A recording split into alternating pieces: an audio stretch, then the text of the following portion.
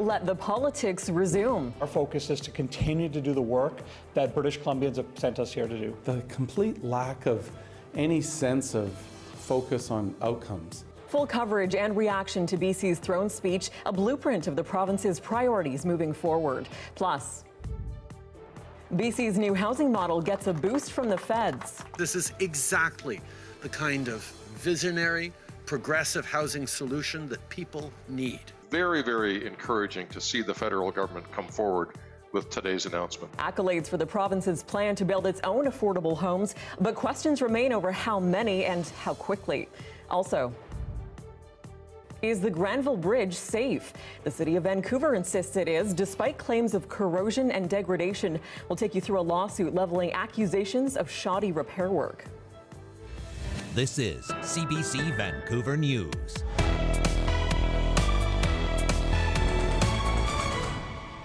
Hello, I'm Tanya Fletcher. Thanks for joining us. We begin in Victoria, where the BC government has laid out its priorities in the annual throne speech. The Lieutenant Governor presented the province's blueprint for housing, healthcare, and affordability challenges. Mira Baines is at the legislature, where the spring sitting is now underway. Big day here at the BC Legislature. The throne speech ceremony is steeped in tradition and symbolism as the government outlines its goals. The black rod knocks before the Lieutenant Governor can enter to symbolize the independence of lawmakers from the Crown. For the first time, Lekwungen singers and dancers of the Songhees Nation performed a welcome ahead of the speech as a sign of ongoing reconciliation. Your government makes a simple commitment to you. It will have your back so you are not facing these new challenges alone. Because leaving people to fend for themselves does not work. Housing for middle-income earners, cost of living, and healthcare shortfalls are key priorities. A big problem is bad faith evictions for renters. We have some landlords that say they're using their place for a family member, but end up using it for just bringing somebody else in at higher rents. It's also a critical year ahead for the official opposition. BC United questioned why there weren't more efforts to help with the overdose crisis and deal with decriminalization, and didn't rule out a coalition with the BC Conservatives ahead of a fall election. I've always said, look, BC United is the coalition party. We always have been. I've always said we'd be willing to work with anybody, including John Rostad and the BC Conservatives, that want to help us defeat the NDP. This legislative session is expected to be packed, with the government hoping to pass 20 pieces of legislation.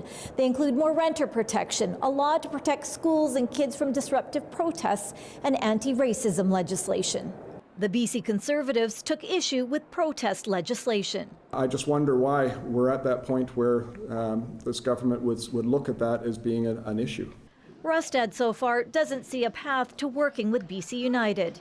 The BC NDP hoping their vision for the province will help bolster support in a fall election. Mira Baines, CBC News, Victoria. As you just heard, housing was a key part of today's throne speech, paired with a provincial promise to build thousands of affordable homes. As our Joel Ballard reports, part of BC's ambitious plan has garnered the support of the Prime Minister.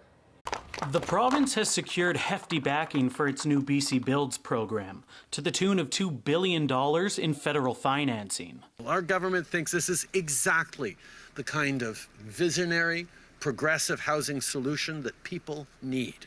Last week, the province launched BC Builds, which aims to streamline the construction of housing by using publicly owned land to build rental buildings for middle-income earners, funded through low-cost government financing. This will support, at a minimum, 8,000 to 10,000 new homes over the next few years, with more to come as even more land is secured. It's on top of the $2 billion in financing provided by BC, and another almost $1 billion to ensure the units are available at below-market rates. This is a model that has been used in Singapore, in Vienna, in far-off places like Seoul, Korea, and in Whistler, British Columbia. We know that it works, and we're taking that model and we're expanding it dramatically. 20 sites have already been identified for construction, including this location in Vancouver's Yaletown.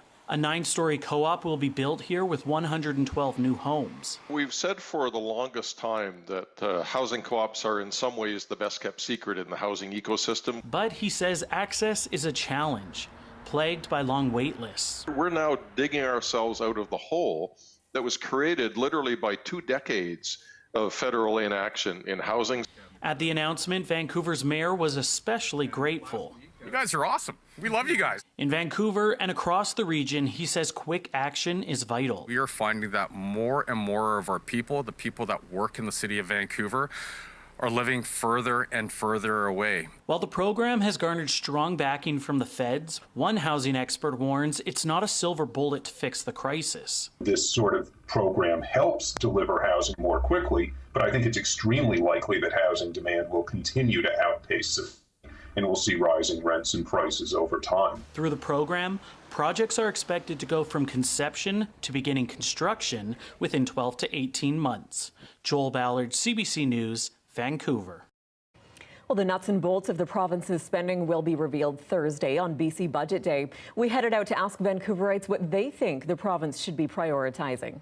Just be nice to see more affordable childcare options and for it not to be so difficult to find a spot for your kids. A little bit more on the public transport.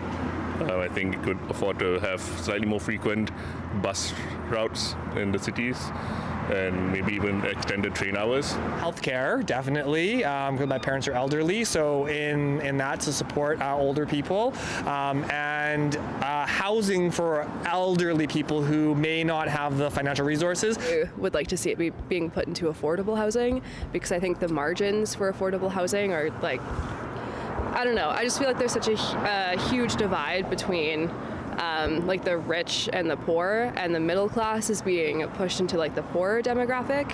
I would be interested in putting it into fundraising for the playground.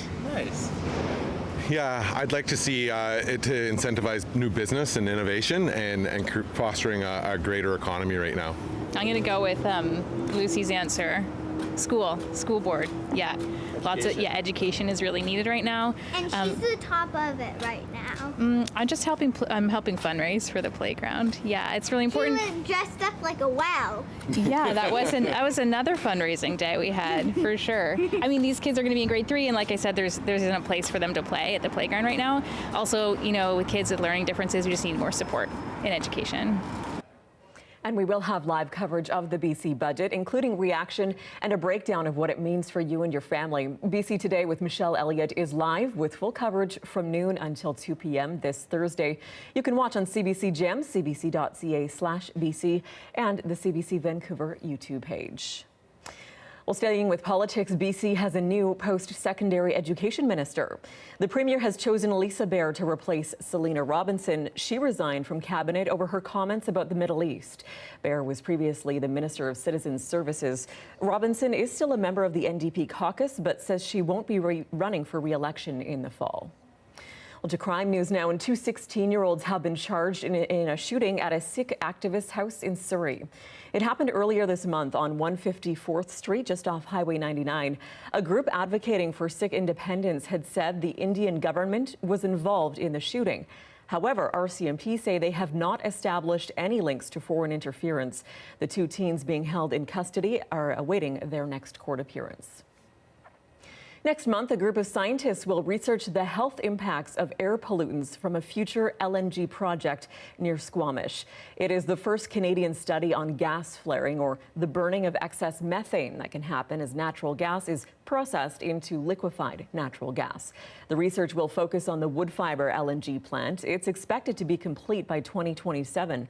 It's one of 6 LNG export projects currently in the works across BC, which some experts say has the potential to harm. It's harmful for pregnant women. It produces lower birth weight babies. Lower birth weight babies have cognitive difficulties. They have more cardiovascular disease as adults. They have higher mortality. For its part, Woodfibre LNG says flaring will be harmless and rarely needed. The project was approved by BC's Environmental Assessment Office in 2015. At the time, the province said it did meet air quality and health requirements. To the Okanagan, and RCMP are recommending a charge of criminal negligence causing death in a 2021 crane collapse that killed 5 people in Kelowna. It's been a long time coming, and it's definitely been challenging. Been waiting for a long time to hear the details behind it all. The crane was being used in the construction of a residential tower downtown. The arm of the crane collapsed from about 25 stories up and wound up crashing into a neighboring office tower. The BC Prosecution Service will now consider whether to move ahead with the charge based on an RCMP investigation. Well, the City of Vancouver is trying to recover costs from 3 companies involved in rehabilitation work on the Granville Bridge. A lawsuit claims some of the work was shoddy and led to premature corrosion and degradation of the 70-year-old span. Our Benit Brage spoke with the CBC's Chad Pawson about the details of the lawsuit. Chad, tell me about the issues working on this bridge. Yeah, Benit, this is interesting because it shows how cities are going about doing like a routine work, right? Like fixing up a bridge. Granville Bridge is like 70 years old. It needs specific maintenance. About 5 years ago, the city went to do some maintenance to extend the life of the bridge by another 40 years. So it like fixed it up. It got 3 companies involved that were supposed to like repair the steel structure, put this coating on it. Now, a couple of years later, they realized the coating structure is not working properly. The bridge is corroding. It's wearing out quicker than they thought it should. And so they're unhappy about this, and they're turning to the courts to try and recover costs from these 3 companies, an engineering company, a general contractor, and then a painting company that did this work. And so they're going to try and recover the costs. So a whole group. Have we reached out to the companies? Have we heard anything? Yeah, just reach out to the companies now for them to respond. Of course, this is a civil suit, so they have quite a bit of time to respond to something like this. Yeah. I think the overall question is the city's alleging, the bridge has these unsafe conditions, but I think the bridge is completely safe. The city has gone and done the repairs necessary to make sure it's safe, but that was increased costs for them. So they're going to try to recover these costs and are turning to the courts to do it. All right. Well, thanks so much, Chad. You're welcome.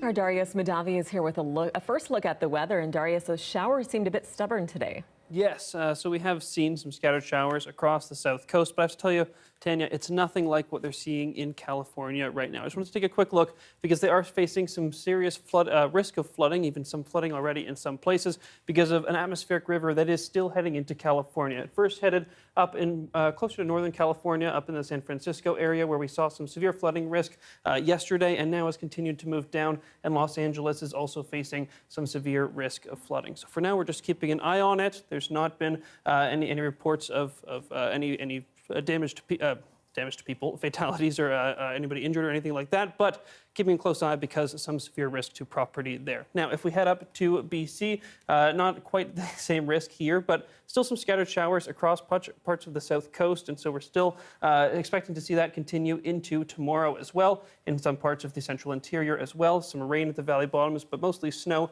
on those higher elevations because freezing levels are a little bit higher in the interior than here on the south coast, where they are quite a bit higher than average, even though they are still starting to come down over the next few days. We start to see it return to normal, maybe even some freezing levels low enough to get some snow in the local mountains by the end of this week, although we are drying up into the end of this week. We'll take a closer look at that later this hour, but for now, your forecast for tonight here in Vancouver, low chance of showers now and through overnight, but tomorrow we see that chance pick up a little bit, and we'll see some more scattered showers across the lower mainland and really across the south coast. We'll chat with you again in a few minutes. Thanks, Darius. Thank you. Still ahead, we are showcasing Black stories and experiences in honor of Black History Month. And after the break, we speak to UBC's first neurosurgery resident and hear about his work to support the next generation of Black medical students. Stay with us.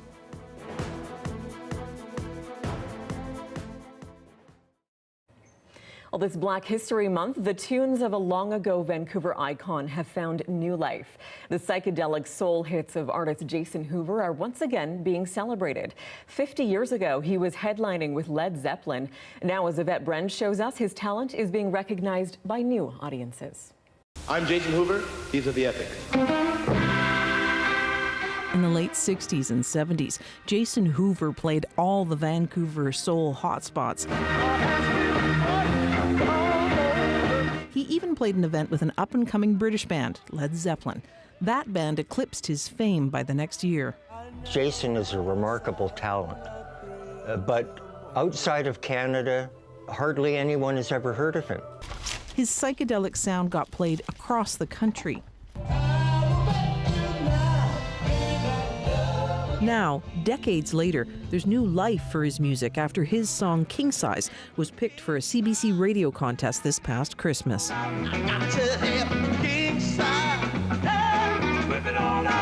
Just been riding this road of getting Jason heard.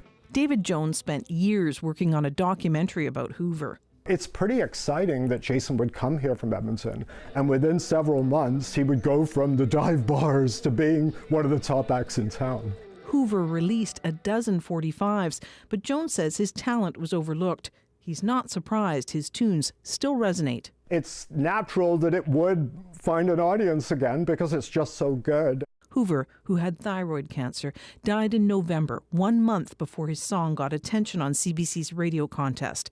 He was 78. He was never really, given the recognition that he deserved, and it's starting to come now, and it's really a good thing. Hoover's son, Breck Henderson, spent a lot of time with his dad before his death.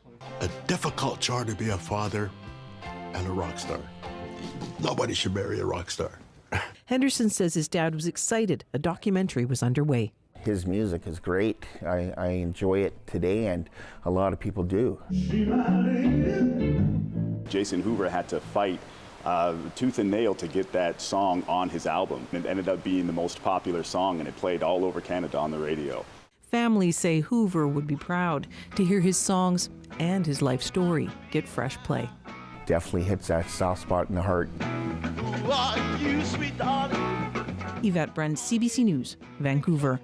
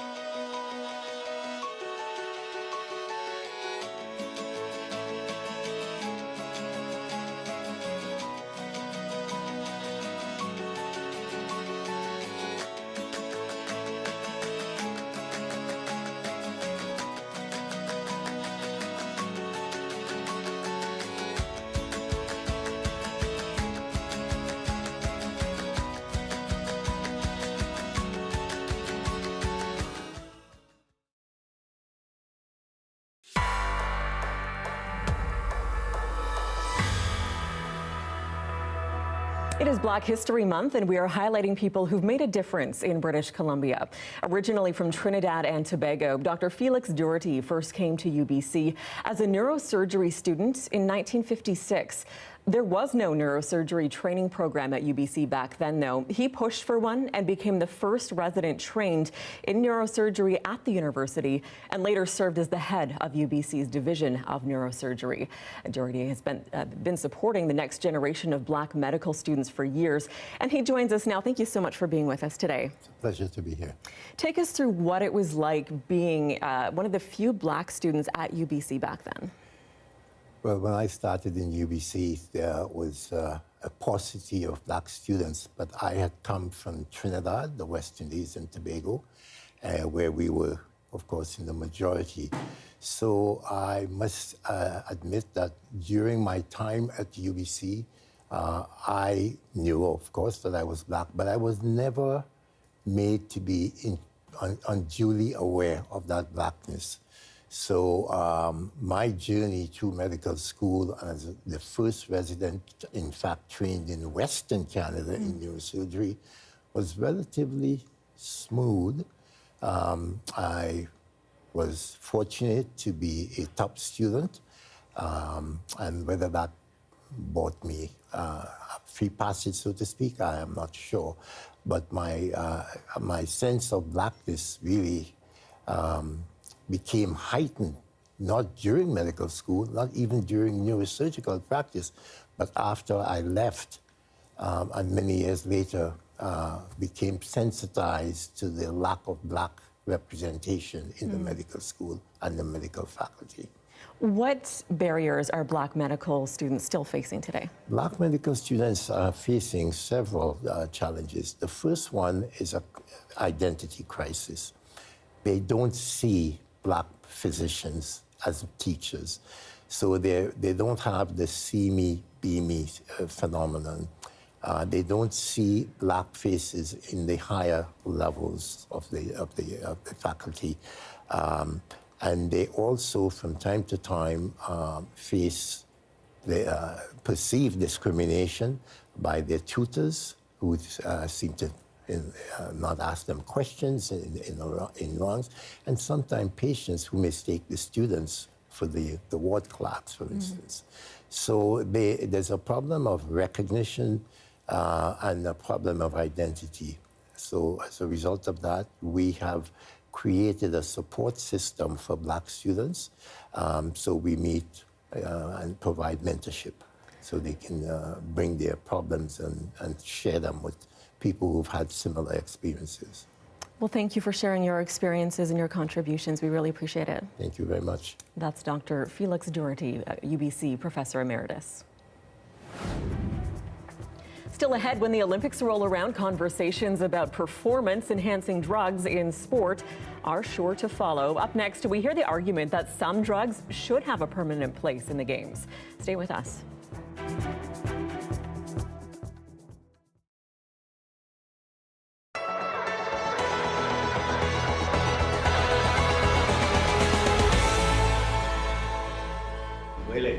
Good morning.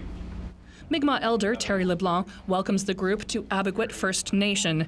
They are here today to talk about sport and culture.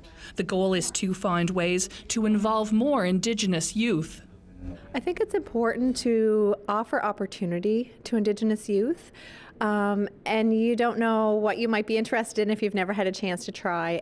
Representatives are here from sports including baseball, lacrosse, ringette, and pickleball, and organizations like Sport PEI, Special Olympics, and UPEI. Lynn-Ann Hogan says she's hoping to see specific initiatives. If we can introduce youth to come try sessions, very safe environment, no commitment, because sometimes too there's a big price tag that goes along with registering for a sport for a whole season. So if we can remove that, bring the sport to the youth, get them to have fun, if we can get them to have fun, then they're going to want to come back for more and to learn more about it. Some sports like lacrosse are already actively recruiting more Indigenous youth. A big part of what I do with the Canada Games team is going to be sharing the history of lacrosse with the girls and kind of like integrating that story, and I think that will hopefully make them better players and have more passion for the game. Baseball PEI already has summer camps at Lennox Island and Scotchfort, but is also hoping to do more. When you're trying to encourage people to feel welcome and safe in a space to try a sport, you really need to understand what it looks like through their perspective and through their eyes. So I'm really wanting to learn something about Indigenous competition, and we actually just learned about that and what it means to them and why competition is important to their culture and how to present it to them in a way that's meaningful for them. Organizers from the Aboriginal Sports Circle plan to follow up with the sports organizations here today and have some initial sessions organized very soon. Nancy Russell, CBC News, Scotchfort.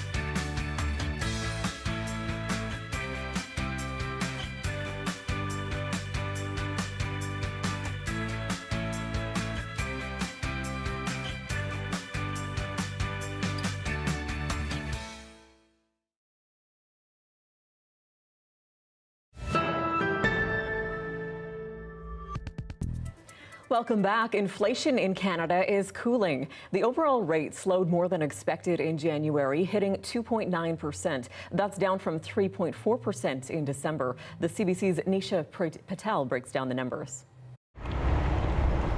Lower prices at the pump helped slow inflation last month. Grocery costs are also cooling, with the price of soup and bacon actually falling compared to the same time a year ago. Canadians are also paying less for airfares, clothing, and shoes. Experts say it's evidence that higher interest rates are working, making borrowing more expensive to rein in consumer spending. A lot of the pent-up demand is gone, and households are hit with the reality that housing prices are very high. The economy is not doing great, and so they are forced to cut back on discretionary spending. Though there is little relief on the price of shelter, the cost of interest on mortgages remains one of the biggest drivers of inflation, up 27% year over year. Rent spiked nearly 8%. I'm not just working one job, I'm working 3 jobs just to make ends meet. Things are so expensive. Like, I wanted to buy strawberries and that seems like a luxury. I've really just cut back and actually changed my lifestyle to accommodate the change in pricing. Still, for the first time since last June, overall inflation is back within the Bank of Canada's target range. Well, they're going to want to see some sustained evidence of price stability being restored. So if this continues to be the trend, what we saw in January here, then the bank can certainly say that they've done a good job. So while the latest inflation numbers are a step in the right direction, economists expect the central bank to stay cautious and hold its key interest rate steady next month. The first interest rate cut is forecast to come by June. Nisha Patel, CBC News, Toronto. It might not sound like much in cities like Vancouver, but the average asking price for rent in Canada has reached nearly $2,200 a month. That's a 10% increase from the same time last year. And in Quebec specifically, a long-standing tool that helped moderate rent increases could disappear. The CBC's Alison Northcott has more on that province's so-called lease transfer. This is my kitchen. When Satya Ortiz-Gagné was moving out of his last apartment, he wanted to transfer the lease so a new tenant could pay the same rent. To be able to refuse an increase in the rent, I think it's the only tool that we have right now to be able to keep it just a little bit low. But housing advocates say that tool is about to lose its power. A new law that could pass as early as this week gives landlords the right to refuse lease transfers for any reason. Quebec's housing minister says the bill is meant to strengthen protections for renters. That was my goal, better protect the tenants against eviction so that they're not taken by surprise, that they receive better compensation if they have to leave. Montreal was long known for its lower housing costs, but rents have been rising. An average 2-bedroom jumped nearly 8% last year alone. Tenants' rights groups have been fighting Bill 31, arguing giving landlords more power will lead to discrimination. That will take away tenants' rights to carry out lease transfers, which has historically been one of the few levers that tenants have to keep rents affordable, to support each other through what's become one of the worst housing crises in Quebec history.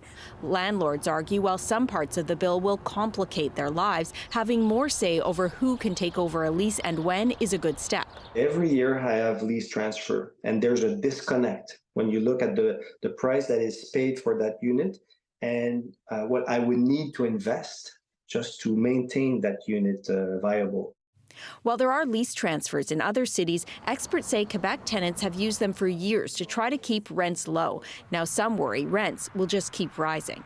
Alison Northcott, CBC News, Montreal. Overseas, trouble is brewing in Eastern Europe on the borders of Poland and Ukraine as Polish farmers blocked all traffic in and out of Ukraine from Poland on Monday. They accuse Ukraine of flooding their agricultural markets. Abby Kuethausen explains what's at stake.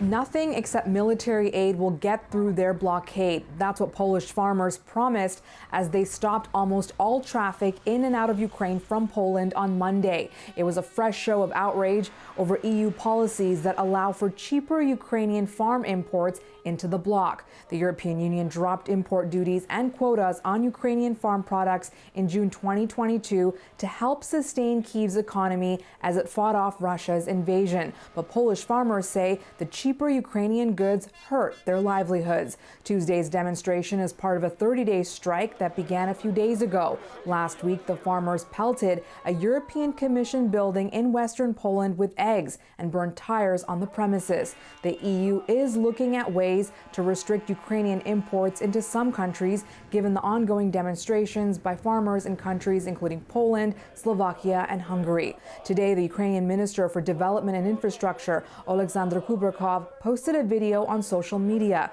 showing Polish farmers dumping Ukrainian grain onto railroad tracks. A Ukrainian official says the food was heading to Germany, not Poland. Kubrakov says Ukrainian farmers worked through Russian attacks to get that grain onto the world market. Ukraine is calling on the EU to respond robustly.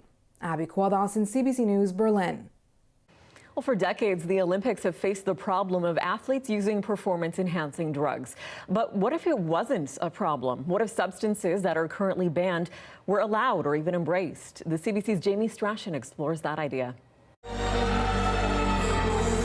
Canada's figure skating team in Beijing played by the rules. But even after a doping scandal, they were beat out by Russia. Why have I done this my whole life cleanly and correctly, the right way? The enhanced games are real. Now a new company's trying to change the game. We want athletes who have the potential to break world records and give them the opportunity to push the limits of humanity. I am the fastest man in the world. Self-described as the Olympics of the future, the enhanced games would allow athletes under clinical supervision to take substances currently banned. I don't think that athletes want to be the fastest natural man in the world. They just want to be the fastest. Backed by big money, including PayPal founder Peter Thiel, it's also promising substantial compensation. But would any athlete actually participate? As far as my athletic peak, history says that it's behind me. The enhanced games say it's not. Let's find out. 32-year-old Australian swimmer and Olympic silver medalist James Magnuson is the biggest name to express interest. I'm going to do this with the best doctors and medical professionals in the world to make sure that I'm doing it safely and properly. But most in the sporting world have ridiculed the idea. I think it's a horrific message. Including the head of Canada's anti-doping agency. There may be challenges or possibilities for improvement to the anti-doping regime. The answer to that is not to throw it away and suggest people compete using drugs. We've cut through the water with unmatched speed. Others call the idea preposterous, although it's hoped the potential competition forces the IOC to give athletes a greater financial stake in the Olympics. I really hope that what we are starting to think about is how we reward our Olympic athletes. The enhanced games will feature events like swimming and track and promises an inaugural games in 2025. Jamie Strachan, CBC News, Toronto. Well, the U.S. has seen a rise in book censorship in recent years, with books being banned from classrooms over controversial content. But what may surprise you is that it's not just an American problem. The CBC's Deanna Sumanek-Johnson looks at why access to some books has been restricted in this country and how authors are pushing back. At this school west of Toronto, keeping a well-stocked library is about more than just education. This is not a really very advantaged community. And so a lot of my students aren't necessarily going to travel the world. And so books and story may be the only place that they're going to be able to do that. But maintaining that range of voices for kids to experience has been increasingly under threat. Late last year, children's author Danny Ramadan had his book taken off the open shelves in the Waterloo Catholic schools. It was only available upon request and with the librarian providing the Catholic context. The book, a tale of a Syrian-Canadian girl and her family, featured a character based on Ramadan himself, a gay uncle. I expected the book to be banned in Florida. I just was extremely shocked when I found out that it was banned here. Librarians say the majority of challenges came from parents concerned about sexuality or gender-diverse themes in books. There's even been a few cases where the challenges to books came from those very communities depicted in the books. That's what happened to author David A. Robertson's book, The Great Bear. Robertson is Cree, and 2 Cree foster children are the heroes of his story. But some of the people who objected to it were also Indigenous, saying the book perpetuated harmful stereotypes. As a result, the book was temporarily pulled off the shelves in the Durham Region School Board. Oftentimes, though, what happens is that the challenges come from a place where there hasn't been a real in-depth study of the literature being done, and so it's coming from a place of ignorance. This expert says that no matter where the criticism comes from, Canadian school libraries have a robust review procedure that should be followed and knee-jerk reactions avoided. You know, we're not trying to defend every book to remain in the system, but what we want is people to go through the right process. Thanks in part to the media attention the bans got, both Robertson and Ramadan's books are now back on the shelves in the school boards that restricted them. Deanna Sumanak-Johnson, CBC News, Toronto. Well, coming up, the elusive 2-state solution in the Middle East. A compromise some say could alleviate the Israel-Hamas war. We dive into why it's so controversial and the steps necessary to make it happen. That's next.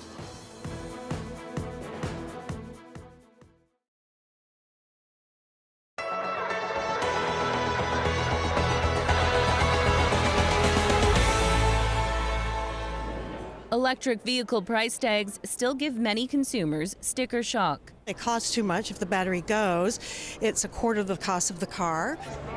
One of the cheapest new options costs a little more than $42,000.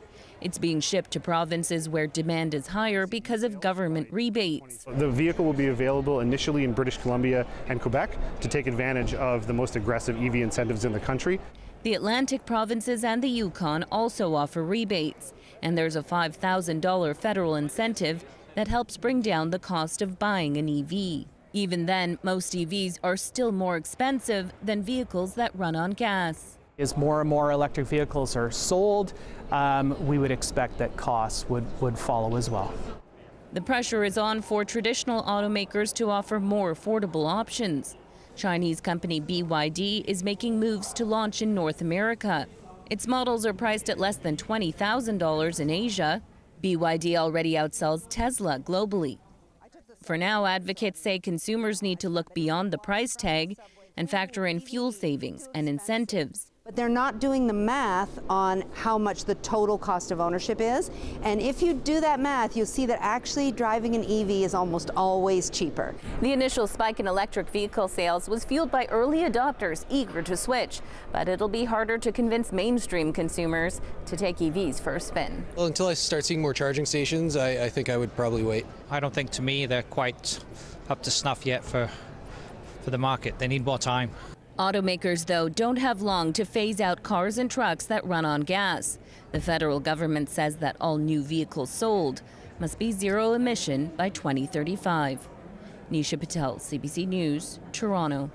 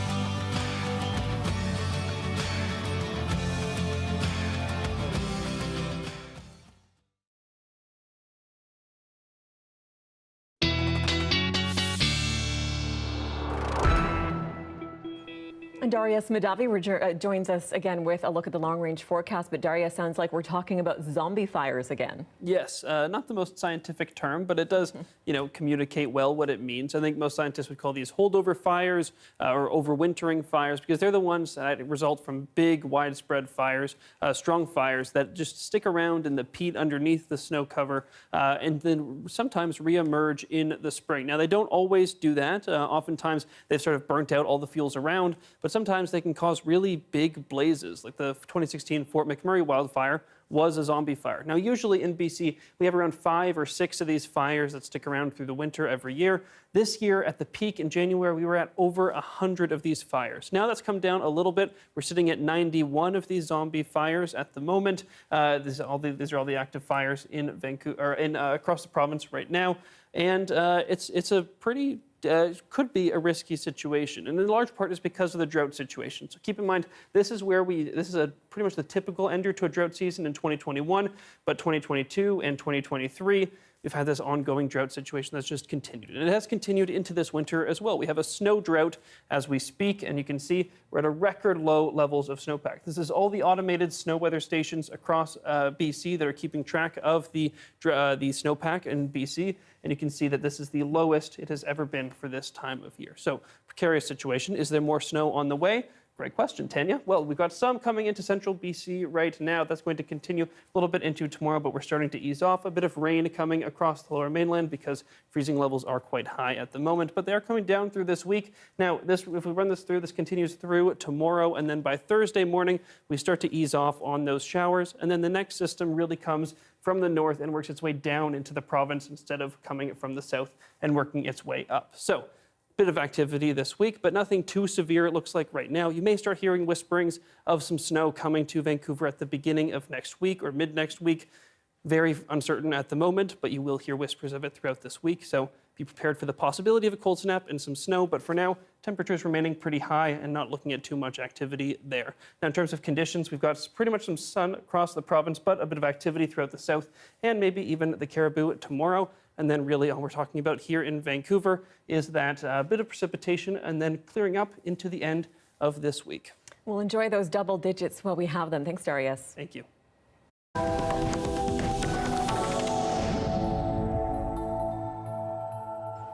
In international news, the Israel-Hamas war has renewed conversations about a long-held dream of peace that some say can be found in a two-state solution.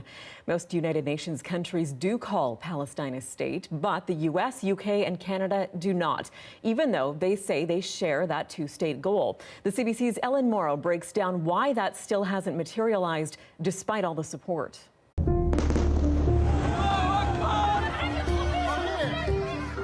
The Israeli-Palestinian conflict is at its worst point in years. And so world leaders are calling for an idea that's been around for decades. We need to renew our resolve to pursue this two-state solution. We must never lose sight of how essential the two-state solution is. Side by side, two states. A two-state solution. Two-state solution. The two-state solution means the creation of an independent Palestinian state that would coexist alongside Israel. It's long been seen as the best hope for peace, but it's never really come close to happening. And the reality on the ground now, after the October 7th Hamas attacks and Israel's military offensive into Gaza, may make it more difficult than ever before. So is the two-state solution actually a viable option or just a talking point?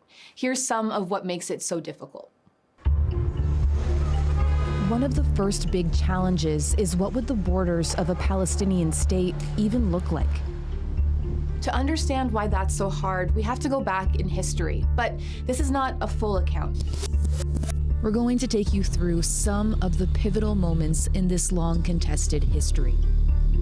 After the horrors of the Holocaust, the United Nations voted to establish the State of Israel as a refuge for the Jewish people in their ancestral homeland.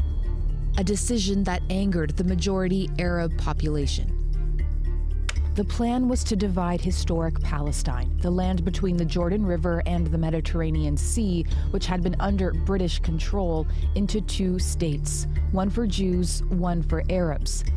with Jerusalem under international control. Jewish leaders declared the establishment of Israel on May 14, 1948. But 5 surrounding Arab nations rejected the UN plan and attacked Israel, the start of the 1948 Arab-Israeli War. The creation of Israel and the war upended life for the Arab population in what Palestinians call the Nakba, or catastrophe. Some 750,000 people fled or were expelled from their homes, becoming refugees across the Middle East and in what's now the West Bank and Gaza. Today, some 5.9 million UN-registered Palestinian refugees claim links to that displacement. At the end of the war in 1949, Israel controlled more land than it had under the UN plan. Jordan took the West Bank, Egypt took Gaza. Jerusalem was divided, with Israeli control in the west and Arab control in the east. These armistice lines became known as the Green Line, still the internationally recognized boundaries between Israel and the Palestinian territories today. The Green Line is also known as the pre-1967 line because things changed in the Six-Day War between Israel and its Arab neighbors that year. Israel won, going past the Green Line, taking full control of Gaza and the West Bank, including East Jerusalem. The start of the decades-long Israeli military occupation of the Palestinian territories. So for Palestinians, the Green Line is the starting point for any negotiations on the borders of a Palestinian state. Because they want the Israeli military out, ending conditions that some rights groups have condemned as apartheid for denying Palestinians equal rights. Occupation is a daily reality of violence. Every aspect of your life is controlled by a foreign country. When and how... Noor Oda is an author and activist in the West Bank, where 3 million Palestinians live under strict Israeli restrictions and surveillance. Whether I can travel from one city to another for work or to visit family is up to an Israeli soldier at a checkpoint. You could be subject to detention, and you have no recourse for justice. But for Israel, the Green Line is a non-starter. Israel points out the Green Line was never meant as an official border, but an armistice line. And it says it poses a danger to its security, arguing the Green Line makes the country too narrow in places to defend. Its security fears heightened after Hamas militants stormed into Israel on October 7th. Armies of terror, if you wish, the Hamas, Islamic Jihad, Hezbollah, the Houthis, they're all basically attacking Israel militarily. This is an unbearable situation for Israel. It's an unbearable situation for any state in the world. Israel also doesn't consider the West Bank an occupied territory, but a disputed one. Israeli officials call it by its biblical name, Judea and Samaria, home of the ancient Jewish heartland. So there's a fundamental disagreement on what the borders should look like, and that creates a lot of other challenges to the two-state solution. These are one of them, Jewish settlements supported by Israel all across the occupied West Bank. Closed-off communities where more than 500,000 Jewish settlers now live, built on land internationally recognized as Palestinian. The West Bank is seen as the heart of any would-be Palestinian state, but this map shows you just how much of that land the settlements are taking up. It's effectively rendered the West Bank as a patchwork of non-contiguous territories. So I think logistically speaking, there is no realistic way of implementing a two-state solution. The settlements are considered illegal under international law. But Israel denies they're a violation, approving and funding settlement development over decades. Settlers say they have a religious right to the land. What is pushing us is thousands of years of history of longing to this land. But for many Palestinians, the settlements have meant forced displacement, a loss of resources, even violence.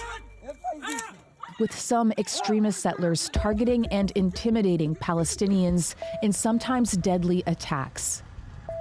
الحرب اللي تغير صار يجي على البيوت علينا، ما كان يجي على البيوت، صار يجي على البيوت يهاجم الناس البيوت. Extremist settler violence carried out with impunity, settlement expansion, all make it harder, not easier, for Israel to achieve lasting peace. And then there's the issue of occupied East Jerusalem, a bitterly contested place home to holy sites for Jews, Muslims, and Christians. If people can acknowledge that all sides have legitimate claims, whether they're national or religious, then there might be hope. Instead, Jerusalem has often been the scene of violent confrontations, and many of them have happened here. To Jews, this is Temple Mount, where ancient Jewish temples once stood. Just outside is the Western Wall, a sacred prayer site, the holiest place in Judaism. To Muslims, this same place is called the Noble Sanctuary, home to the Al-Aqsa Mosque and the Dome of the Rock, where Muslims believe the Prophet Muhammad ascended to heaven. Palestinians see East Jerusalem as the capital of any future Palestinian state. It's considered part of the occupied West Bank under international law. But Israel claims all of Jerusalem as its unified and eternal capital. Jerusalem has been the capital of the Jewish people for the past 3,000 years. There have been settlement disputes in East Jerusalem too, and battles over land that have displaced Palestinian families. You are stealing my house. And if I don't steal it, someone else is going to steal it. No! With settlers filing lawsuits for land they say belonged to Jews before the 1948 war. Palestinians say it's all part of an effort to push them out of the holy city. Jerusalem's future necessarily requires sharing as opposed to the dominance of one group. That is a recipe for continued violence. So a two-state solution would require some kind of agreement on the status of Jerusalem, and that has been a major hurdle in the failed peace talks of the past. Up next, how the peace process came crashing down and what it means for the two-state solution today. When we've seen these repeated failures time and again, you have total, not just distrust, but even despair. We will bring you the second part of this report on a two-state solution tomorrow. Coming up, tea drinkers can be very particular about the way they make their brew. And one tea shop owner is trying to educate more people about what he considers the right way. We head to Vancouver's Chinatown next.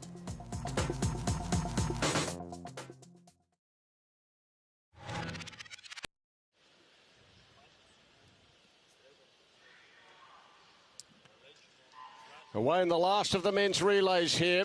Reichhammer leading off Austria in 1, Tierney of Canada in 2, Gonzalez Spain in 3, Armstrong USA in 4, Van Westering of the Netherlands in 5, Masuk of Poland 6, Lamberti Italy, and then in 8 it's Ferguson of Ireland. So Lamberti there off to a good start, but Masuk up and in the water, and he is flying through that first 50 for Poland. 25-4 split there. Armstrong now coming through, the big man. He knows how to finish this race off well. Spain closing well as too with Gonzalez. Gonzalez gets the touch, in fact. Just in front of the USA, Poland holding down third. So let's have a look at them. Colmarti in there for Spain. Fink is in there for the United States. Kaminga of the Netherlands and Kalowski of Poland. Yeah, Fink with a big changeover. He's the one that could really blow open this field and get the US out in front and with clean water. If the field can manage to stick with Nick Fink, then it's anyone's game through the fly and the free. So the United States, Armstrong doing a good job. Fink's the fastest 100 breaststroker in the water right now. Kaminga's there in lane 5, trying to get some ground off him. Spain fading, but they've got a solid back half. And Canada fighting well, but Fink swimming good, looking good. He needs to extend this lead for his teammates. He's got Harding and King to come. It's the USA who lead it at the moment, but only up by half a body length. The USA in front, second place, 7/10 of a second back there, the Netherlands, and then it's Italy, and then it's Canada, and then it's Poland, and they're starting to reel in the USA now. It's the Netherlands making their move.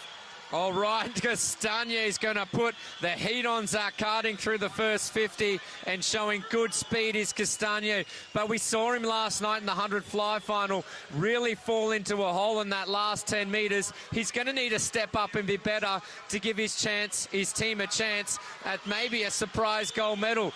Big turn from Harding. He was in that final as well, but Castagna in the Netherlands not going away. It was a terrific turn there by Harding, but now the gap starts to tighten up a little again. It's back to half a body length with the Netherlands there in second place. Pienberg's about to swim the last leg for the Netherlands. It's Matt King for the USA, and they've got a handy little break at the moment. Third place would be down there in 7, the Italians. Oh, matching 51-1s, but now Matt King in the water with clean water in front of him. Look at the kick. He's just riding so high in the water is Matt King. He kicks clear of Pienberg. Pienberg really needs to move onto that lane rope if he wants to try and reel the American in. It's still the USA from the Netherlands, and then it's Italy, and then it's Poland. But it's hard to see the top 3 missing out on the medals here, and it's hard to see the USA missing out on the gold medal. Matt King has extended his lead, and he's drawing away, and it's going to be another gold to the USA. The USA claim gold medal number 8. The Netherlands with the silver, Italy the bronze.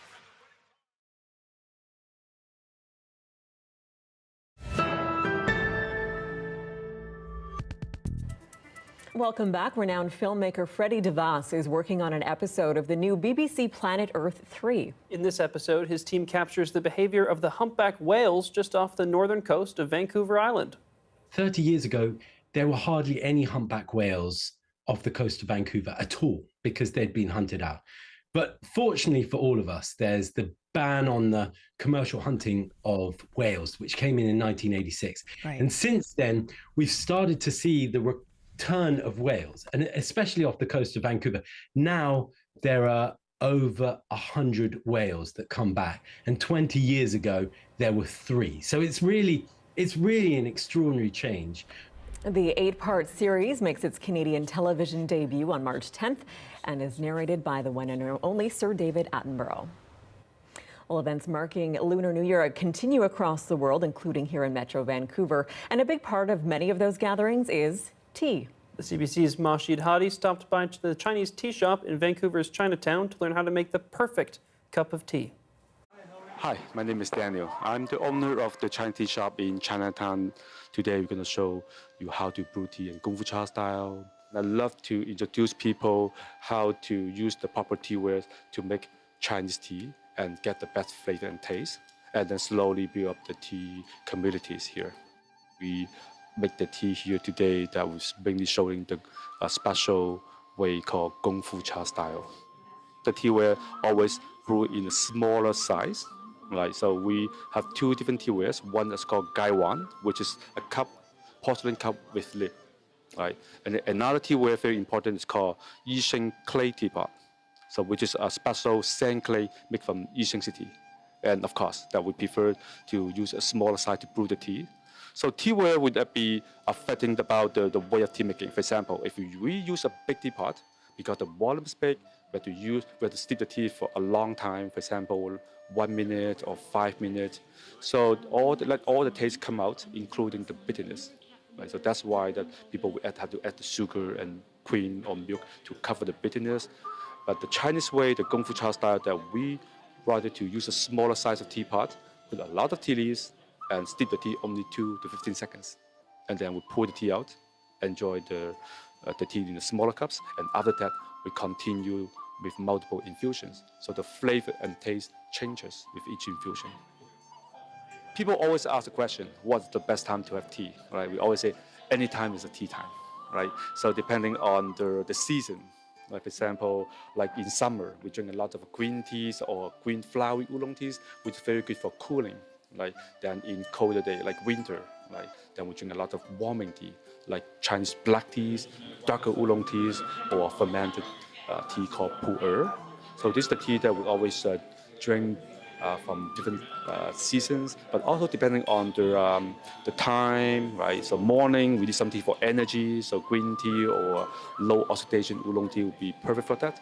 And at night we don't want to have too much caffeine, then we can drink some darker teas like a pu'er, fermented pu'er, or black teas, right? So, and also depending on one's personal preference, like if someone likes the tea that more flowery, with a tea with natural flowery flavor, we also have some tea that with natural fruity flavored, or if someone likes the tea that would be like smoky or earthy, woody, right? So we all have all different kind of a natural flavor from tea, from processing. Kung Fu Cha is a tea culture that let people sit down, relax, enjoy tea together with family members and friends. So we always prefer to enjoy or share the good teas together with friends. Right? We spend an hour or few hours and having different teas. In Vancouver, we have a few tea shops here that people, if interested, they can visit the tea shop and ask about the tasting or lessons, right? And also that we have a Chinese garden that also have tea programs. People can visit there and have tea together and tasting teas from tea artists as well, and then learning tea from them. Gives you a renewed thirst for a cup of tea, doesn't it? It does. Thank you for being with us tonight on CBC Vancouver News at 6. You can watch this newscast on our free app, CBC Gem, as well as on YouTube and on our website, cbc.ca/BC. We'll have your next local news at 11 o'clock tonight, right after the National. Thanks for being with us. Good night. Good night.